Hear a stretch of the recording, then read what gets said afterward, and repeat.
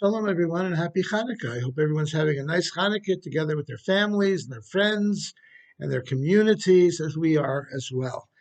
I'd like to share with you a Dvar Torah that I heard from the late, great Rabbi Jonathan Sachs, Salav Shalom. Rabbi Sachs explains that actually there are three places that we find the story of Hanukkah. One is in the Talmud, the Gemara, and the Tractate of Shabbos.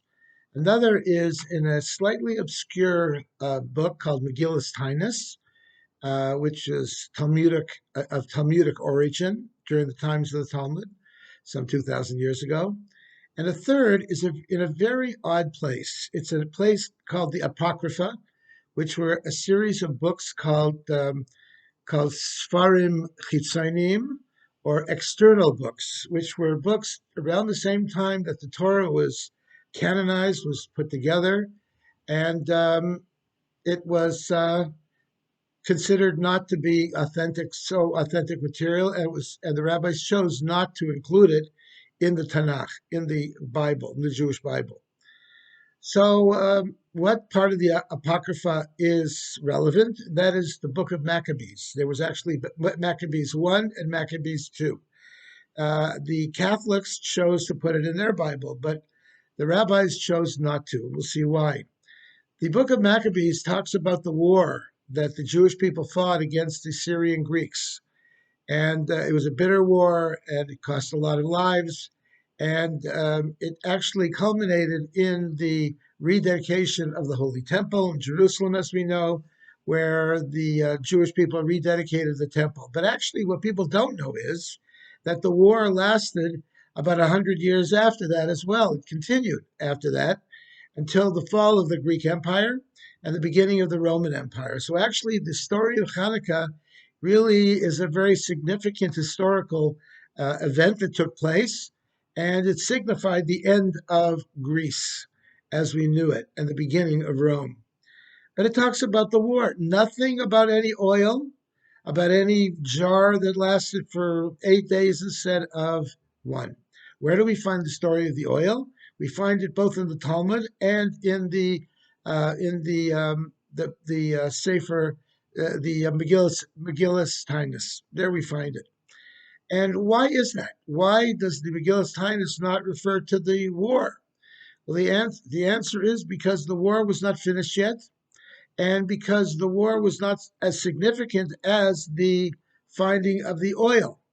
As a result, the oil and the miracle of Hanukkah that it signified continued for thousands of years until the present day. The war and the victory of the war is really not known by many people, and it's really not considered so significant. And perhaps for that reason, the rabbis chose not to include the Apocrypha, the book of Maccabees, in the Tanakh, because it's not as important, not as significant as the jar of oil. And what does the jar of oil represent? It represents the continuation of the Jewish spirit, of lighting the lights of the Jewish soul until the present time. And that is significant. And that is a very, very important idea.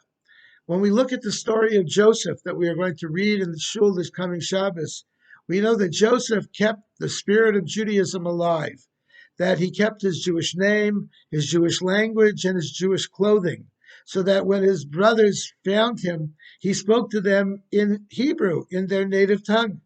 And they didn't believe that he was actually Yosef. And he said, Ani Yosef, I am Yosef, not Joseph or his Egyptian name, but Yosef, the same Yosef that they knew. That by this they knew that the same Yosef kept Judaism alive in all those years in Egypt. And that's why we call Yosef HaTzadik, Yosef the pious one, the righteous one. Because even though he lived among non-Jews, he lived in a very pagan society in Egypt, in ancient Egypt, he still remained Yosef. He still remained the Joseph that his brothers and his father knew. And really, that's the message of Hanukkah. The message of Hanukkah is not that they won a war. We have not celebrated such wars like that until the modern era, but rather the lighting of the candles, the finding of the oil, And the fact that the oil has stayed lit not just for 8 days, but for 2,000 years. That, my friends, is the miracle of Hanukkah. May you all have a wonderful continuation of Hanukkah, and we look forward to seeing you again, meeting with you again on Friday. And please, everyone, let's keep the lights going. Shalom.